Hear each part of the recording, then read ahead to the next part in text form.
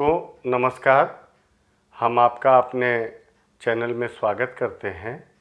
आज का हमारा प्रश्न है कि वर्तमान में जन्म दिवस कैसे मनाते हैं और हमारे कालांतर में पहले घरों में जन्म दिवस का आयोजन कैसा होता था। इस विषय की बहुत छोटी सी ही चर्चा है, लेकिन इस पे हम चाहेंगे कि आप अपना विचार करें और देखें कि क्या हमारे लिए उचित है।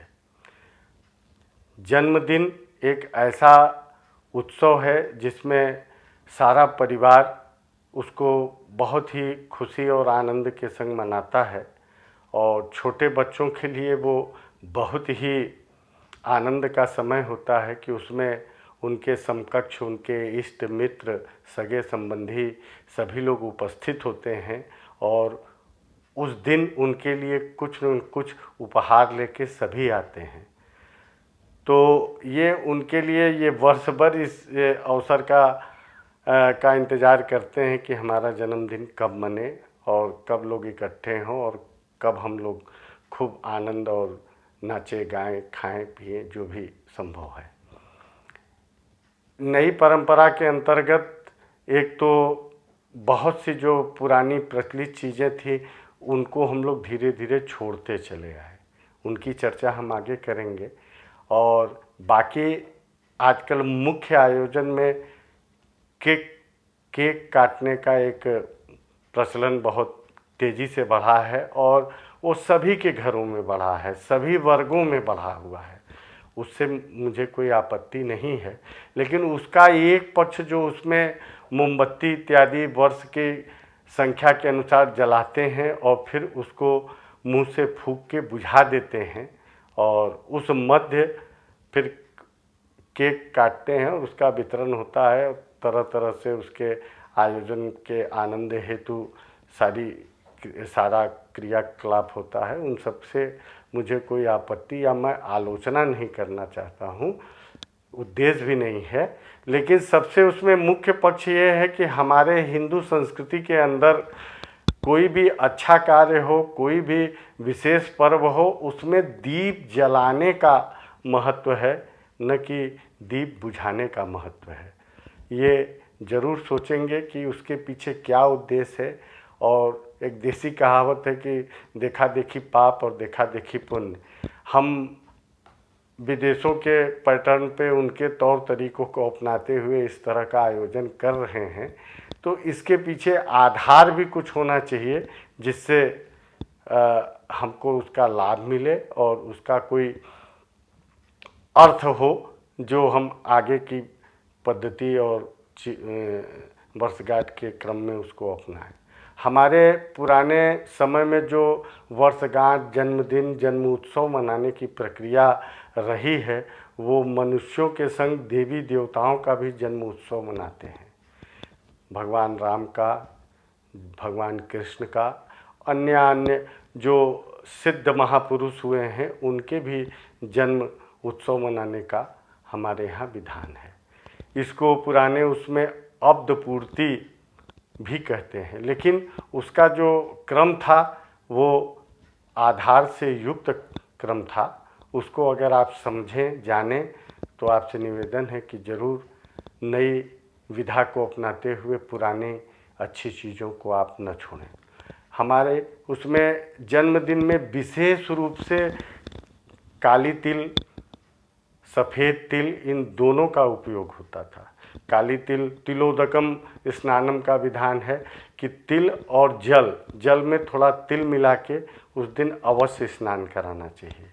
इसके अतिरिक्त सफ़ेद तिल, गुड़ और कच्चा दूध ये पीने के लिए बालक को या जिनका भी जन्म दिवस हो अवश्य देना चाहिए। इसका कारण शास्त्रोक्त है कि इसके पीने के पश्चात आगामी वर्ष तक आप हर तरह के रोग शोक से मुक्त रहेंगे, ये उद्देश्य होता है। और जन्म दिवस के दिन अपने माता पिता का आशीर्वाद लें, अपने गुरुजन का आशीर्वाद लें, अपने इष्ट देव का पूजन करें, उनका आशीर्वाद लें और तमाम तरह के छोटे बड़े धार्मिक कृत्य इसमें होते हैं।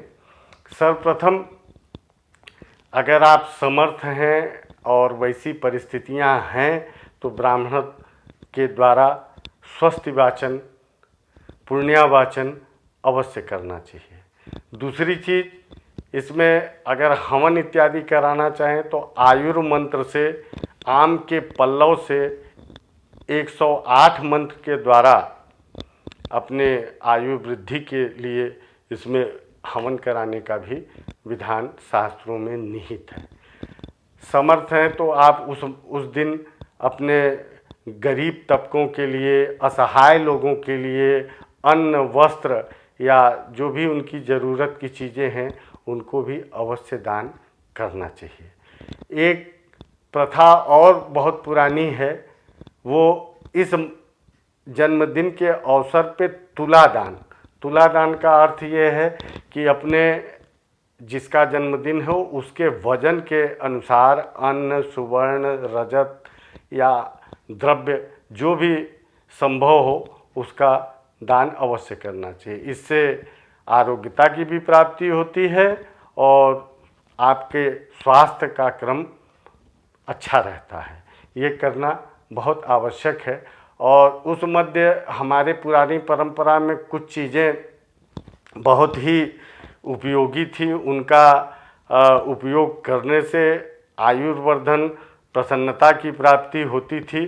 तो उसके लिए सफ़ेद तिल और दुर्वा, गोराचन, नीम की पत्ती, सफ़ेद सरसों, इसको शुद्ध कपड़े में, स्वच्छ कपड़े में बांध के दाहिने भुजा में धारण किया जाता था। उसका उद्देश्य ये था कि उससे बच्चे के दुर्घटना इत्यादि की से बचाव हो और मन बुद्धि प्रखर हो, इस उद्देश्य से उसको उस दिन बांधा जाता था। जन्म दिवस पे क्या नहीं करना चाहिए ये भी जानने योग्य पक्ष है। उस दिन क्षौर कर्म, बच्चों का या जो बड़े हैं उन्हें अपना बाल कटवाना, दाढ़ी बनवाना, नाखून कटवाना, ये सब चीज़ें वर्जित हैं उस दिन के लिए। इसके अलावा आखेट करना, जिसको शिकार करना इत्यादि है, या किसी प्राणी से विवाद, झगड़ा, लड़ाई, ये सब करना निषेध है।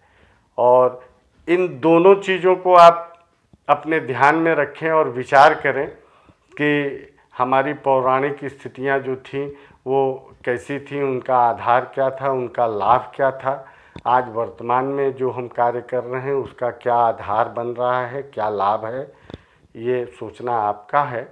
और इसी के संग आज का ये वीडियो हम यहीं समाप्त करते हैं और मंगल कामना के संग सभी को जय विश्वनाथ।